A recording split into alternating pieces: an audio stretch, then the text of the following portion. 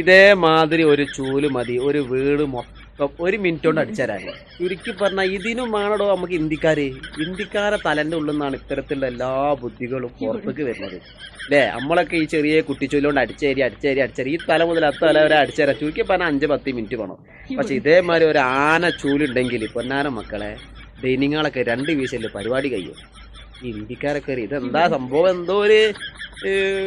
എന്താ സംഭവം അത് എന്തായാലും എന്ത് സാധനം നമുക്ക് മനസ്സിലായിട്ടില്ല. എന്തായാലും അടിപൊളിയായിട്ട് ഒരു രക്ഷയില്ല. ഓക്കെ, അപ്പോൾ ഇതേമാതിരി എന്തെങ്കിലുമൊക്കെ ഇവിടുന്ന് അടിച്ചാൽ പറ്റുന്ന സാധനം ഉണ്ടാക്കാൻ പറ്റുന്നുണ്ടെങ്കിൽ അങ്ങനെ ഉണ്ടാക്കി നോക്കി പെട്ടെന്ന് അടിച്ചു തരാം. നമ്മളെ പണി കഴിച്ചാൽ നമുക്ക് വേറെ പണിക്ക് പോവാം, ഒരു രക്ഷയില്ല.